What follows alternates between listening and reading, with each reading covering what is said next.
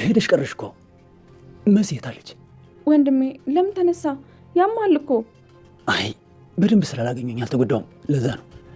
ቢሆንም ዝም ብለህ መተኛት ነበረብህ። እሺ አሁን እሱን ታዩና እህቴ የት ናት? በቃ አኩርፋለች ማለት ነው? ቆይ ከሞት ስተርፍ ማታየኝ ማለት ነው? ምኑ ነው የሚከብድሽ እህቴ? ችግር የለውም ንገሪኝ። የኔ ልጅ ከምን ተነሳ?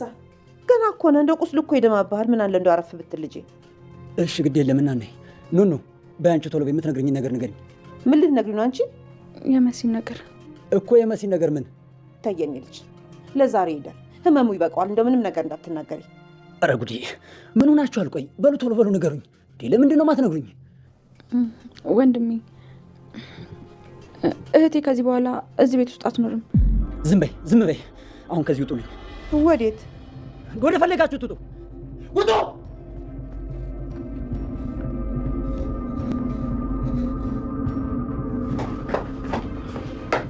እሺ የሰው ባል ሰራቂዋ አንቺ ግን ትንሽ አታፍሪ? በጣም ነው የምታሳፍሪው። ለምን የሰው ባል በግድ ልትወስጂ ትሞክሪያለሽ? ደረጃሽን እኮ ማወቅ አለብሽ። ኤልሹ ራፊ አታበሳጭም። እኔ ነኝ አንቺን ባል የምወስደው? ንገሪኛ። እና ከስሩና አባሽ ታደርጊያለሽ። መቼም ያየቱን አታስክጂኝም። ምንም አላደረኩም። ለምን በራስሽ አትተማመኝም? እኔ አንቺን ፈልጌ አላውቅም። እሺ በቃ አልፈልግም። አንቺ ስለምታስቢውና ስለኔ ስለምሰማሽ ነገር አይመለከተኝም። በቃ ግድ አይሰጠኝም። ስለዚህ በቃ ተይኝ። እልህ አታስይዥ። ቤሉል ወንድሜን ስላተረፍልኝ በጣም ነው የምሰግነው። ምንም አይደል። አሁን ተረጋጋሽ? ጭንቀትሽ ቀለላለሽ? አዎ ቤሉል አሁን ለቆኛል። እሺ እና አይበረድሽም እንዴ? ለምንድን ነው እንደዚህ የለበሽው? አይ አልበረደኝም። ደግሞ ናፍቀሽኝ ነበር። እንደዚህ ብቻችንን የምንሆንበት ጊዜ ይቋጣል። አዎ ልክ ነህ። በሰዎች ተከበብን አይደለ? አዎ ደግሞ ችግሮችም እየተደራረቡብን ነው። አይዞሽ ቤሉል፣ ምንም ነገር ቢፈጠር ከጎንክ ነኝ። ምንም አይነት ችግር ቢመጣ ሁሌም አብሬያለሁ።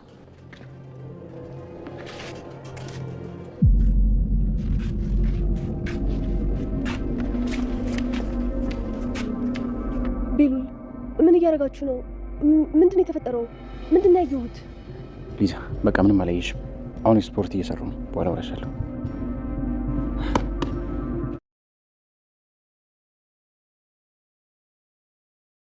መኩ ቴዲ ሊያስገድለው እንደነበረ አውቋል። እናም መሲ ከሱ ጋር በመኖሯ እጅግ በጣም አዝኗል። ከገዳዬ ጋር እንዴት አብራ ትኖራለች?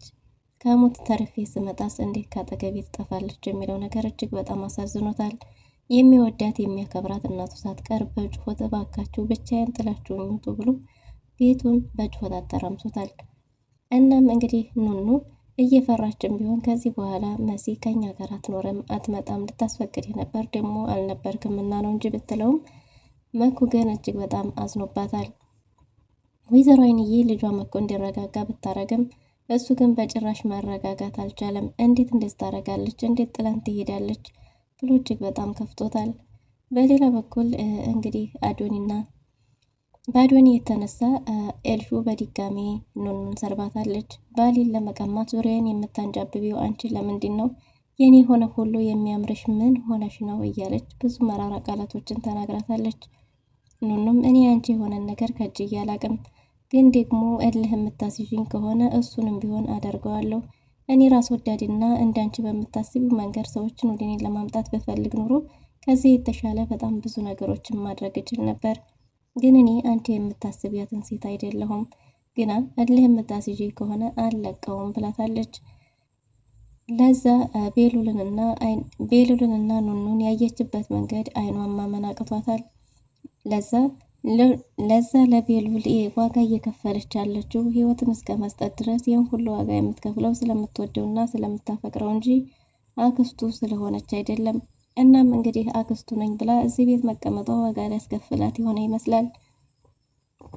ለዛ ለቤሉል ሳትነግረው ከወይዘሮ ሄለን ጋር ሂዳ በመነጋገሯ ቤሉል እጅግ በጣም ተከፍቶባት ነበር። እንዴት እንደዚህ ታረጊያለሽ? እኔ እኮ ወደዚህ ቤት ሳመጣሽ ሀሳባችን አንድ ሆኖ እንዲታክሽኝ እንጂ እንድንለያይ አልነበረም። በጣም አሳዝነሽኛል ብሎ ተከፍቷል። ቤሉል ኤልሹ እህቴ አይደለችም፣ እስከ ዛሬ ስኖር የነበረው ህይወት ሁሉም የውሸት ነው እያለ በጣም ተከፍቶ ስፖርት እየሰራ ነበር። ስፖርት እንኳን ሲሰራ በጅንስ ልብስ ስለነበር እንዴት ነው በጅንስ ልብስ የምትሰራው እያለች እየተናገረችው ነበር።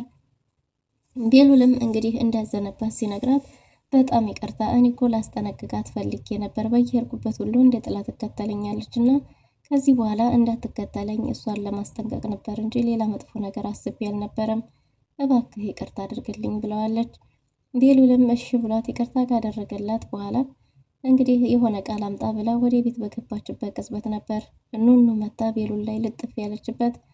ቤሉልን ስታቅፈው እንግዲህ አመሰግናለሁ ወንድሜን ስላመጣህልኝ በጣም ደስ ብሎኛል ብላ ነበር ቤሉልን ያቀፈችው። ቤሉልን ብቸኛ እንደሆነና በጣም እንደተከፋ እንዳዘነ እየነገራት ነበር።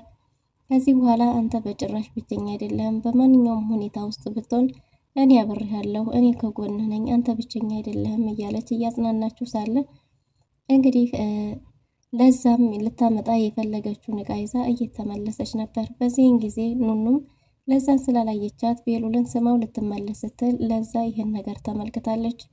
ይህን የተመለከተችው ለዛም እጅግ በጣም ተደናግጣለች። እያየች ያለችውን ነገር ማመን አቅቷታል። ምክንያቱም ከዚህ በፊት ቀደም ብላ በኑኑና በሱ መካከል ምን አይነት ግንኙነት እንዳለ ለማጣራት የሞከረች ትመስላለች። ቤሉልንም ብትጠይቀው ቤታቸው የሚኖሩ የቤተሰብ አባል እንደሆኑ ነበር የነገራት።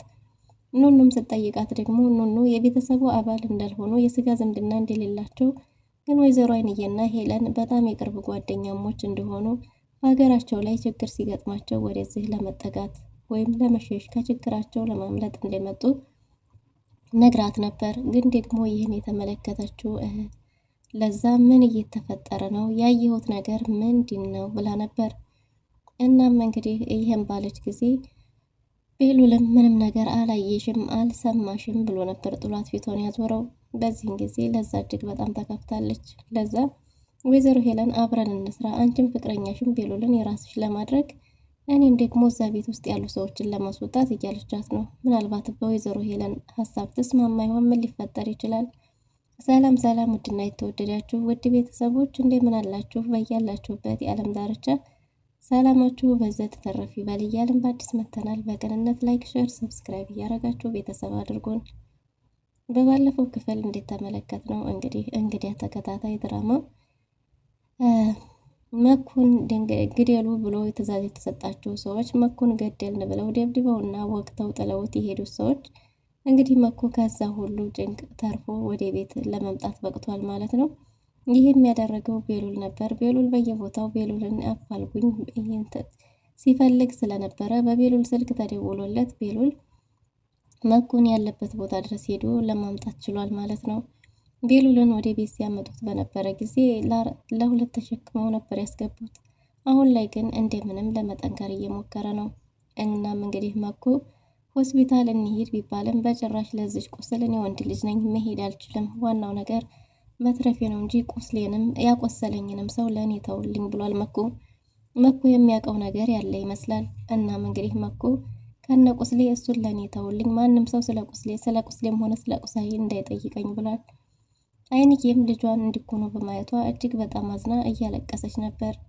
ልጄም ማነው እንዲህ ያረገብኝ እያለች ስታለቅስም መኩም እናቱን አጽናንቶ እኔ ምንም አልሆንኩኝም፣ ይች ትንሽ ነገር ናት፣ ጫር ነው ያደረጉኝ፣ ምንም ችግር የለውም፣ እኔ እኮ አሁን ደህና ነኝ አታልቅሽ እያለ እናቱን ካጽናና በኋላ ወይዘሮ አይንዬም ሆስፒታል እንሄድ እያሉት ነበር። ቤሉልም አይንዬ የሆነ ነገር በይ፣ ሐኪም ቤት እንሄድ ብንለው እሺ ሊለን አልቻለም፣ እስቲ አንቺን ከሰማሽ እያላት ነበር። እሷም እሺ በቃ ብላ ቤሉልን መኩን እንዲሄድ ብትለምነውም መኩ በጭራሽ ያም ማድረግ አልችልም፣ እኔ ለዚች ቁስል ብዬ ሆስፒታል አልሄድም ብሎም ቢሲል በቃ ቤት ውስጥ መንከባከብ ይኖርብኛል ተውት በቃ ብላ አንዳንድ ነገሮችን ልትሰራ ወደ ክችን ገብታለች። መኩም እዛው ሳሎን ላይ አረፍ ባለበት እንግዲህ ድንገት እንግዲህ ለዛ መታለች ማለት ነው። ለዛም ወይዘሮ ሄለንን ለማግኘት ሄዳ የነበረችው ለዛ ወደ ቤት ስትመለስ መኩ ሶፋ ላይ ተዘርግቶ እንደዛ ሆኖ ስታየው እሷም ተደናግጣ ነበር። ግን ደግሞ መኩ የለዛ ፍቅር እያንከራተተው ስለሆነ ቁስሉን ራሱ ረስቶት ሊነሳ ነበር። ይህን የተመለከተው ቤሉልም እንዴ የልትሄድ ነው ምንድን ነው እያለው ነበር። ከዛም እንግዲህ መኩም አይ እሷን ሰላም ልላት ነው ባለ ጊዜ ቤሉል ሁኔታው ስለገባው እየሳቀ ነበር። ለዛም እኔን ሰላም ለማለት በቃ በኋላ ሲሻለ ሰላም ትለኛለህ አመሰግናለሁ ብላ እዛው ከፊት ለፊቱ ቁጭ ብላለች። መኩ አይኑን ከለዛ ላይ እያነሳ አይደለም።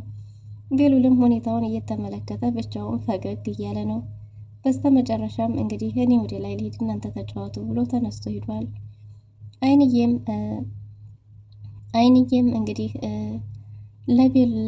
ለመኩ የሚሆን ለቁስሉ የሚሆን አንዳንድ ነገሮችን ከሰራች በኋላ ብርድ ልብስ ይዛ መታ ነበር። እናም መኩን ተኝቶ ስለማይመች ቀና ለማድረግ በሞከረች ጊዜ አይንዬዋን ብቻዋን ስላልቻለች ለዛም እኔ ላግዝሽ ብላ አብራንትን እያገዘቻት ነበር። አይንዬም እንግዲህ ለዛ ላይ ያለውን እይታ መኩ እየተመለከተች ነበር። ምክንያቱም መኩ መደበቅ አልቻለም። ፊት ለፊት ሁኔታው እየታየበት ነው። ወይዘሮ ሄለንም የሴቶቹ ልጆቼ ሳያንሰኝ አንተም ተጨመርክ እያለች በጣም እያዘነች ነው። እናም እንግዲህ እንደዛ ካገዙት በኋላ እንዴ ከልጅቷ ላይ አይንህን አንሳ እንጂ ምንድነው እያረክ ያለኸው ብላ ነበር አይንዬ። እናሱም ኧረ ምንም አየኋት እንዴ እያለ ነበር። ምክንያቱም ሁኔታው ለሱ እየታወቀው አይደለም። አይንዬም ሁኔታቸውን እየተመለከተች ግራ ተጋብታለች። ለዛም እንግዲህ እሱን ላለማየት አንገቷን ወደ ውስጥ አቀርቅራ ከስልኳ ጋር ቁጭ ብላለች። በስተ መጨረሻም እስቲ አይንህን ንቀል ከልጅቷ ላይ እንዴ ምን ልታረጋት ነው ልጅቷን እንካ ጠጣ እያለችው ነበር። ወይ ካልሆነ እሷ ታጠጣ እንዴ ባለችው ጊዜም እሺ ብሏል። እንግዲህ መኩ ባንዳፍ ማለት ነው። ወይዘሮ ሄለ አይንዬም ይህን የሰማችሁ በጣም ተገርማለች። ምን እየሆንክ ነው? ወዴት እየሄደ ነው ይሄ ልጅ ብላ በጣም ታዝናበታለች። እንግዲህ በሌላ በኩል ለዛ ቤሉል ጥሏት ሲሄድ እሷም ነፍስ ልቀይር ብላ ሄዳ ነበር። አሁን እንዳይበርድሽ ሂጂ ቀይሪ እያላት ነበር። አይንዬም መኩን ለመቆጣት ሞክራለች። አንተ ምንድነው ልጅቷን እንደዚህ የምታሸማቅቃት ባለችው ጊዜ አሸማቀቋት እንዴ እያለ ነበር። ምክንያቱም ምንም አይነት ነገር ድርጊቱ ለሱ እየታወቀው አይደለም፣ ፍቅሯ ተቆጣጥሮታል። እናም እንግዲህ ለዛም ልብሷን ከቀየረች በኋላ ኑኑን ስታገኛት ይዛት ወደ አንድ ክፍል አስገብታት ጠይቃታለች። ኑኑ እጅግ በጣም ይቅርታ ይቀር ካላለሽ አንዳንድ ነገሮችን ብጠይቅሽ እውነቱን ብትመልሽልኝ አንቺ አይጠቅማትም ያልሽው ነገር ሁሉ ምናልባት እኔን ሊጠቅመኝ ሊያግዘኝ ይችላል ብላታለች። እሱም ምንድነው ባለች ጊዜ እባክሽ እያለቻት ነው። እናንተ ለዚህ ቤተሰብ አባል ናችሁ ወይ ዝምድናችሁ ምንድነው እያለች ነበር። ኑኑም የዚህ ቤተሰብ አባል እንዳልሆኑና ወይዘሮ ሄለንና አይንዬ የጠና ጓደኝነት የጠበቀ ጓደኝነት እንዳላቸውና እነሱም ሀገራቸው ላይ ችግር ሲገጥማቸው ያንን ችግር ሽሽት እዚህ እንደመጡ ነግራታለች። ግን ደግሞ ከዛ በፊትም ሁሌ ክረምት እየመጣች እዚህ እንደምታሳልፍና መሲ ደግሞ እድሜዋን በሙሉ እዚህ ቤት እንደኖረች ተናግራለች ማለት ነው። እናም እንግዲህ ለዛ አመሰግናለሁኝ፣ ለኔ ቀላል ነገር አይደለም የነገርሽኝ፣ ይህም ቢሆን በጣም ነው የሚጠቅመኝ ብላ እንግዲህ ኑኑን አመስግና ተመልሳለች ማለት ነው። ወደ ቤሉል ዘንድ በሄደች ጊዜ ቤሉል እህቴም ኤልሹም እህቴ አይደለችም፣ እስከ ዛሬ ድረስ ስኖር የነበረው የውሸት ኑሮ ነው። በዛ ላይ ሄለን የአባቴ ሚስትም ወንጀለኛ ናት፣ አባቴም ሞቷል፣ እኔ ብቸኛ ነኝ እያለ በስሜት እንግዲህ ስፖርት እየሰራ ነበር። ግን ደግሞ የስፖርት ልብስም ሳይለብስ በዛው በጅንሱ ስለነበረ እየሰራ የነበረው ለዛ አጠገቡ ቁማ እየተመለከተችው ነው። ሁኔታው ግራ አጋብቷታል። እና ለዛም እንዴ ስፖርት እንዴት በጅንስ ልብስ ትሰራለህ እያለችው ነበር። ምንም አይነት ምላሽ አልሰጣትም። ምላሽ ያልሰጥ ሲላት ቤሉል ይቅርታ አዝነህብኛል አይደል ተቀይመህኛል ስትለው አዎ በጣም አናደሽኛል፣ በጣም አዝኛለሁ፣ የት ነበርሽ እውነቱን ካልነገርሽኝ ባላት ጊዜ እሷም ሄለንን ልታገኝ እንደሄደች ስትነግረው እጅግ በጣም የበለጠ አዝኗል። እሺ በጣም ይቅርታ በየቦታው እየተከታተለች ስለሆነ እኮ ከዚህ በኋላ እንዳትከታተለኝ ላስጠነቅቃት ነው ብሏል። ቤሉልም ምንም ነገር ቢደረግ በአንድ ልብ ነው እንጂ የተለያየ ልብ እንዳለን አላቅም ነበር። እኔ እኮ ወደዚህ ቤት እንድታግዥኝ ያመጣሁሽ ከሷ ጋር ብቻሽን ልትሰሪ ሳይሆን እኔና አንቺ ተነጋግረን ለምናረገው ነገር በጥንቃቄ እንዲሆን ነበር ብሎ በጣም እንዲያዘነባት ሲገባት ለዛ ከዚህ በኋላ በጭራሽ አይደገምም፣ አንተ ሳታውቀው ምንም የሚሆን ነገር የለም ይቅርታ ብላ በተደጋጋሚ ይቅርታ አድርጎላታል። ከዚህ በኋላ ግን አንድ ስህተት ባገኝ ብሎ አስጠንቅቋታል። እሷም እሺ ብላለች። እናም እንግዲህ በቃ እቃ ረስቻለሁ እቃ ላምጣ ብላ ወደ ቤት በሄደችበት አጋጣሚ ነበር ኑኑ የመጣችው። በሌላ በኩል ኤልሹ አዶኒን ትቀማኛለች ብላ ስለሰጋች፣ በእርግጥም አዶኒ እሷ እንደምትለው አፍቅሯት ሳይሆን እናቷን ለመያዝ እንዲመቸው ለማጥመር ነበር። ኤልሹ ክፍል ገብቶ አዶኒ አንዳንድ እቃዎችን እየፈለገ ሳለ ድንገት ደርሳበታለች። አዶኒም ኤልሹን እየጠበቃት እንደነበረና እየተናገራት ንግግር ቃል ላይ ልክ ስላልነበረ መነጋገር እንዳለባቸው ገብቶት እንደሆነ ነግሯታል። መጀመሪያ ክፍሌ ውስጥ ምን ታረጋለህ? ምን እየፈለክ ነው? እያለች ጠይቀ የነበረውን ሀሳብ ሁሉ አስረስቷታል። ምክንያቱም ኤልሹ አዶኒን እጅግ በጣም ስለምትወደው አዶኒም ሀሳቤ እስከሚሳካ ድረስ ብሎ ከአንገት በላይ ቢሆንም እሺ ብሎ ተቀብሏታል። በጣም እንደሚወዳት እየነገራት ነው። በዛ ላይ ደግሞ እሱ ያወራው ሰው ጋር መሆን እንደማይችል የሚወደው እሷን እንደሆነ ተናግሯል። ግን ቢሆንም ደግሞ እሷ ወንዶችን ሁሉ መማለል ትችልበታለች፣ ወደ እሷ የመሳብ እያለችው ነው። እሱም ምንም ቢፈጠር ከእሷ ውጭ ሌላን ሴት እንደማይመርጥ እየነገራት ለቀኑ ሁኔታ ደግሞ ይቅርታ ጠይቋት ነበር። ግን ደግሞ ኤልሹ ያልተገቡ ነገሮችን እንዲያደርግ እየገፋፋችው ነበር። ቤሉል አዶኒም አይ ለእንደዚህ ዝግጁ አይደለሁም፣ እንዲህ አይነት ነገር ማድረግ የለብንም ብሏታል። እሷም ለምንድን ነው ልታሸማቀቀኝ የምትሞክረው እያለች ነው። ግን ደግሞ አዶኒ የማሸማቀቅ ሳይሆን ግን ደግሞ ጉዳዩ አሁን ላይ ለሁሉም ነገር መቸኮል እንደሌለባቸው ተናግሯል። ኤልሹ ስጋት የሆነችባት ኑኑን ይዛ አንቺ ምንድነው ባሌን ለመቀማት ዙሪያን የምታንጃብቢው እያለቻት ነው። ኤልሹ ኑኑም ስቃባታለች።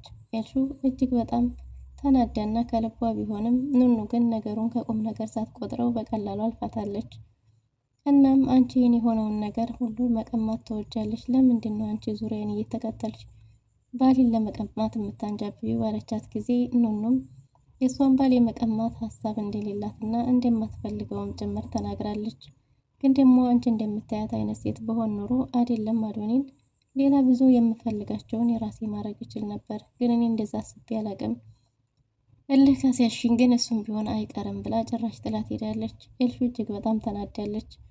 ኑኑ ቤሉል ያለበት ቦታ ላይ ደስ ብሏትና እየፈነጠዘች ስትሮጥ ሄዳለች።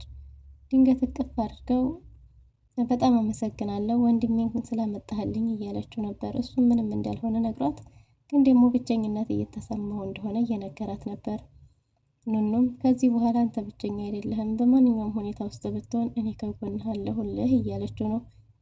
እሱም ቢሆን አመሰግናለሁ ብሎ እንግዲህ እንደተቃቀፉ ድንገት ስማው ወደ ቤት ልትመለስ ስትል ለዛ ተመልክታለች። ለዛ ባይኗ ያየችው ነገር እጅግ በጣም አሳዝኗታል። ከዚህ በፊት ደጋግማ ለመጠየቅ ብትሞክርም ማናቸውም ምንም አይነት ግንኙነት እንደሌላቸው ነበር የነገሯት። ግን ያየችው ነገር ደግሞ እጅግ በጣም ያሳዘናት ትመስላለች። ቤሉልም ብጠይቀውም ቤሉልም አላየሽም፣ አልሰማሽም፣ ምንም ያየሽው ነገር የለም ብሎ ጭራሽ ጥላዋት ሄዷል። በዚህን ጊዜ እንግዲህ ለዛ እጅግ በጣም ከፍቷታል። ቴዲ ለዛን ላግኝሽ እያላት ነው። ለምን ፈልጓት ይሆን? ቴዲ እሱ ካመነበት ለበቀል የሚሆኑትን ሴቶች በዛ ላይ በሴት ልጆች ላይ መጫወትን ምርጫው አድርጓል። አሁንም ደግሞ ለዛን ለማግኘት በተደጋጋሚ ጆን ወደ እሷ ልኳል። አሁንም እሱ ደግሞ ጭራሽ ደውሎ እሷን ሊያገኛት እንደሚፈልግ በውድ ካልመጣች ግን በግድ እንደሚያደርገው ማስጠንቅቋታል። ቴዲ ለዛን ያገኛት ይሆን? ካገኛትስ ምን ሊፈጠር ይችላል? ውድና የተወደዳችሁ ለዛሬ ነበረን ቆይታ ይመስል ነበር። በቀጣይ እስከምንገናኝ መልካም ጊዜ